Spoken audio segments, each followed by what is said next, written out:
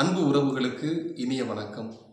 இன்று நாம் திருவருகை காலத்தின் 3வது ஞாயிற்றுக்கிழமையை சிறப்பித்துக் கொண்டிருக்கிறோம்.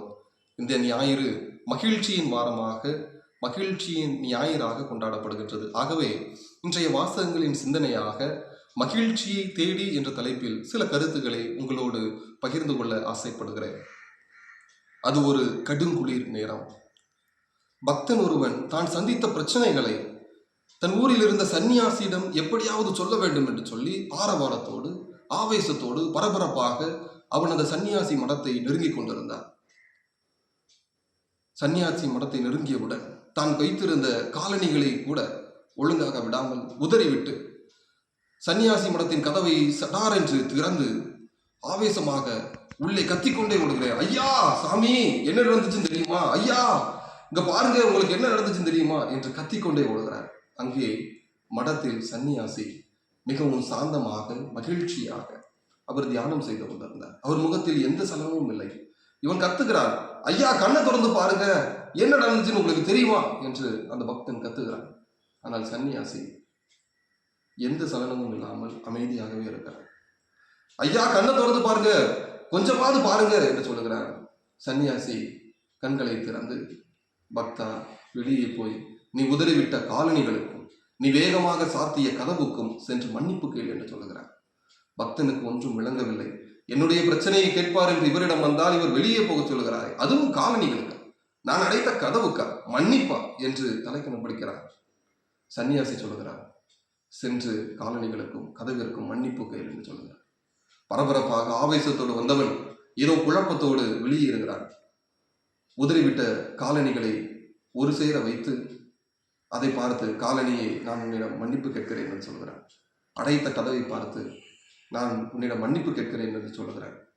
ஆவேசத்தோடு, பரபரப்பாக, பதட்டத்தோடு வந்தவனை மனம் சாந்தி அடைகிறது, அமைதி கொள்கிறது. பிறகு வந்து சன்னியாசியை பார்க்கிறான். மகிழ்ச்சியாக சன்னியாசியின் அறிவுரையை கேட்டு மனம் திரும்பி மீண்டும் தன்னுடைய வீட்டிற்கு செல்கிறான். அன்பிற்கினியவர்களே, மகிழ்ச்சி எப்படி குடிகொள்ளும்? பரபரப்போடு, பதபதைப்போடு, ஆவேசத்தோடு இருக்கிற மனதில் எப்படி அமைதியும் மகிழ்ச்சியும் குடிகொள்ளும்?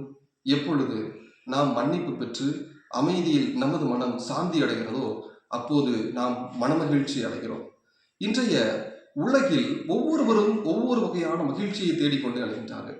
இப்போ ஒரு சிலர்கிட்ட கேட்டோம் அப்படின்னு வச்சுக்கோங்களேன், இப்போ உங்களுக்கு மகிழ்ச்சி எதில் கிடைக்கும் அப்படின்னா, இப்போ இருக்கிற இளைஞர்கள்லாம் சொல்லுவாங்க, எப்படியாவது ஒரு ஐஃபோன் வாங்கிட்டோம்னு வச்சுக்கோங்களேன், எனக்கு வந்து மகிழ்ச்சி கிடைச்சதும் அப்படின்னு.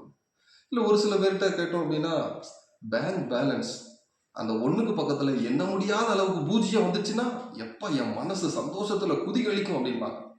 ஒரு சில பேர்கிட்ட என்ன நினைப்பாங்க, அரசாங்க வேலை கிடைச்சி என் கை நிறைய சம்பளம் இருந்தால் எனக்கு அவ்வளோ மகிழ்ச்சியாக இருக்கும் அப்படின்பாங்க. மக்களே, பல நேரங்களில் நாம் மகிழ்ச்சியை வெளியே தான் தேடிக்கொண்டு இருக்கிறோம், நம்முள் தேட மறைக்கிறோம். இப்போ இன்னைக்கு சமூக ஊடகத்திலே பாருங்களேன், மகிழ்ச்சின்னு எதை தேடிக்கிட்டு இருக்காங்க? தாங்கள் அடைந்த சாதனையை குறித்தா, அல்லது தாங்கள் வைத்திருக்கக்கூடிய பதவியை, பொருளை குறித்தா, அதிலிருந்து தான் மகிழ்ச்சியை உருவாகிறது என்று ஏதோ ஒரு மாயையை இந்த சமூக ஊடகங்கள் கூட உருவாக்கி இருக்கிறது. இப்போ சில இளைஞர்கள் எல்லாம் ரீல்ஸ் போடுவாங்க, சில பேர் போட்டோ எடுத்து வெளியே போடுவாங்க. அதை போட்டோன்னா அதில் கமெண்ட் வரும், wow you are very handsome, you are very beautiful அப்படின்னு சொன்னா அவங்களுக்கு ஒரு மகிழ்ச்சி. அதை தக்க வைப்பதற்காகவே மன அழுத்தத்தில் உட்கொண்டு அதோடு மன அழுத்தத்தோடு வாழ்ந்து கொண்டு மகிழ்ச்சி இழந்து கொண்டு இருக்கிறார்கள். இப்போ திடீர்னு அந்த கமெண்ட்ல என்ன மூஞ்சுதா இது அப்படின்னா, அதை மாற்றுவதற்கு அதில் மன அழுத்தத்தில் உள்ளாகி மக்கள் மகிழ்ச்சியை இழந்து கொண்டு தான் இருக்கிறார்கள். இது இன்றைய சமூகத்தில் இளைஞர்கள் அனுபவிக்கக்கூடிய மிகப்பெரிய பிரச்சனையா இருக்குது. அப்போ உண்மையான மகிழ்ச்சி எங்க இருக்குது? அது வந்து விட்டதா? அப்போ நம்ம எதை தேடி அலைந்து கொண்டிருக்கிறோம்? மகிழ்ச்சி என்று எதை தேடி அலைந்து கொண்டிருக்கிறோம்? இப்போ இன்னைக்கு இயேசு செய்த எல்லா செயல்களையும் பார்த்து யோவானுக்கு ஒரு குழப்பம் ஏற்படுது. அப்போ திருமுழுக்கு யோவான் இதை கேட்கிறார், வரவிருந்தவர் நீர்தானோ? எல்லோரும் எதிர்பார்த்து கொண்டிருக்கிற மெசியா நீங்க தானா என்று சொல்லி மத்தேயு அதிகாரம் 11:3 அவர் இப்படி கேள்வி கேட்கிறார். ஏன் அவர் இந்த கேள்வியை கேட்க வேண்டும்?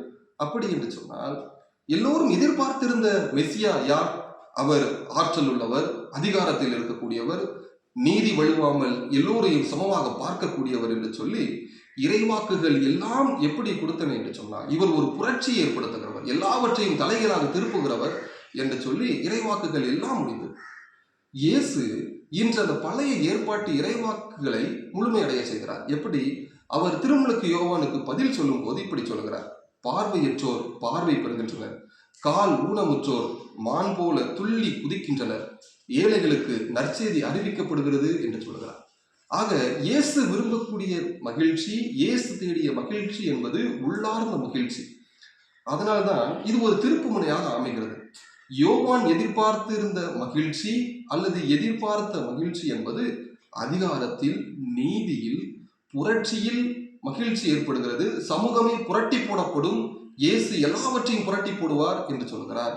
அதை இயேசு மகிழ்ச்சி நிறைந்த சமுதாயமாக, அன்பு நிறைந்த சமுதாயமாக, எல்லோரிடமும் இரக்கமும் பகிர்வும் அன்பினால் தோயப்பட்ட நீதி என்று ஒரு அருமையான சமுதாய புரட்சி, ஆன்மீக புரட்சி தளத்தில் யோவானின் எதிர்பார்ப்பை அவர் கூட்டி இரட்டிப்பான மகிழ்ச்சியாக ஏற்படுத்துகிறார்.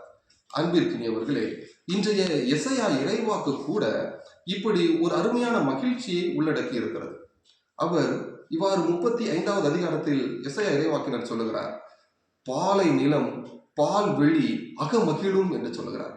பொட்டல் நிலம் அக்களி படைந்து லீலி போல் பூத்து குலுங்கும் என்று சொல்லுகிறார்.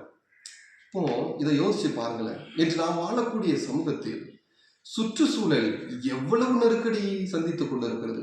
எங்கும் மாசுபாடு, எதிலும் மாசுபாடு. நீர், நிலம், காற்று, ஆகாயம், ஐம்பூதங்களும் சீர்குலைந்து மாசடைந்து நாம் வாழக்கூடிய சமுதாயமே கேள்விக்குறியாக இருக்கும்போது எசையா இறைவாக்கினர் இவையெல்லாம் அக்களிப்படைகின்றன என்று சொல்லுகிறார். அதோடு உற்சாகப்படுத்துகிறார். எப்படி? தள்ளாடும் முழங்கால்களை திடப்படுத்துங்கள் என்று சொல்லுகிறார், உறுதிப்படுத்துங்கள் என்று சொல்லுகிறார். முழங்கால்களையும் கைகளையும் உறுதிப்படுத்துங்கள் என்று சொல்கிறார். அன்பிற்குரியவர்களே, இந்த கைகளும் முழங்கால்களும் எப்படி உறுதிப்படும்? எப்படி இந்த சுற்றுச்சூழலை நாம் பாதுகாக்கப் போகிறோம் என்று சொன்னார், ஒவ்வொருவரும் தங்களுடைய கைகளை இருவராக இணைக்கும் போது, ஒருவராக ஒன்றிணைந்து இந்த சமுதாயத்தில் மாற்றத்தை உருவாக்கும் போது, இணைந்து பணியாற்றும் போது இந்த பாலை நிலமும் பால்வெளியும் அகமகிழும் என்று சொல்கிறார். பொட்டல் நிலம் கூட பூத்து குலுங்கும் என்று சொல்கிறார். ஆகவே கடவுளின் மீட்பு என்பது பார்வையற்றோருக்கு கண்கள் பார்க்கப்படுவதாகவும், காது கேளாதோர் செவிகள் கேட்கப்படுவதாகவும், கால் ஊனமுற்றோர் மான் போல துள்ளி குதிப்பதாகவும், உள்ளார்ந்த மாற்றம் எழும்பி எல்லோரையும் மகிழ்ச்சியாக நிரப்புவதாக இருக்கிறது. ஆக மகிழ்ச்சி என்பது வெளிப்புற அலங்காரத்தில் அல்ல.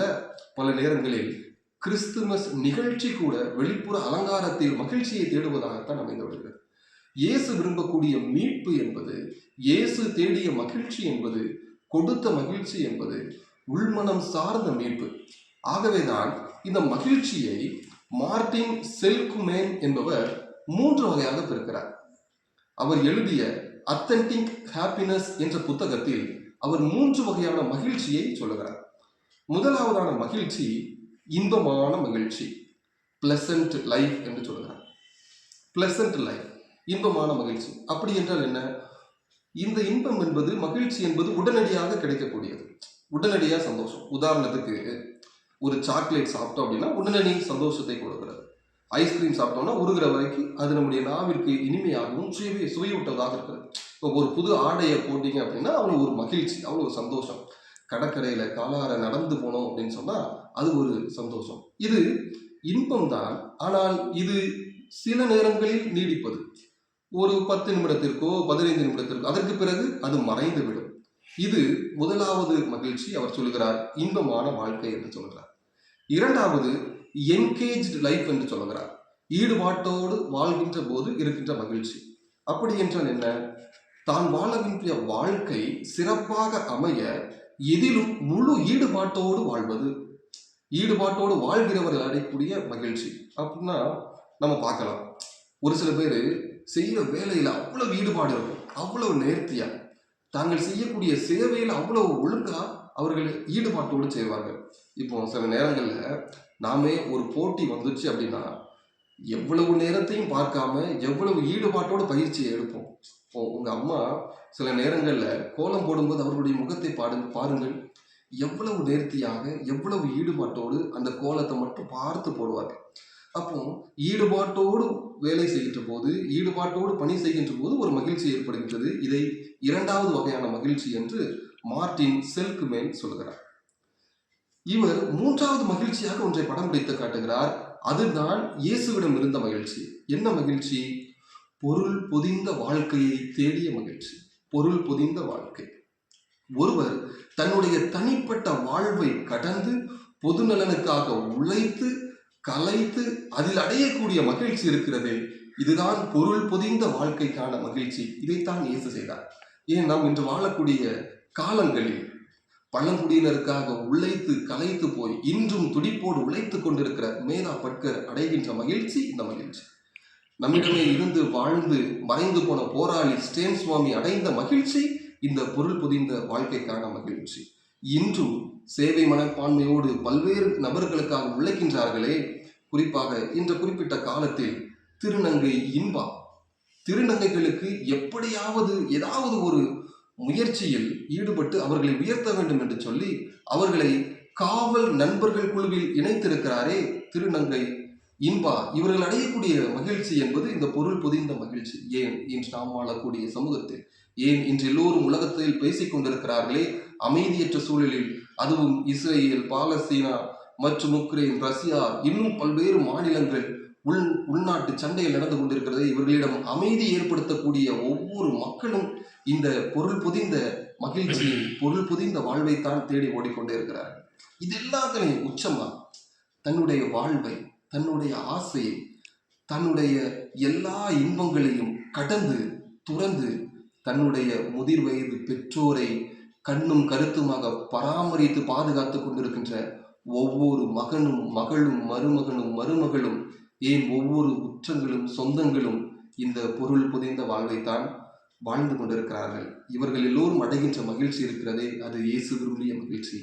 அந்த மகிழ்ச்சியை தான் இன்று நீங்களும் நானும் தேடிக்கொண்டு ஓடிக்கொள்ள வேண்டும். அது இயேசு இந்த மகிழ்ச்சியின் வாரத்தில் கொடுக்கக்கூடிய மிக அருமையான செய்தியாக இருக்கிறது. அன்புக்குரியவர்களே, தன்னை இழந்து தன்னிலை துறந்து தன்னை மறந்து பிறருக்காக வாழக்கூடிய வாழ்வில்தான் உண்மையான மகிழ்ச்சி அடங்கியிருக்கிறது.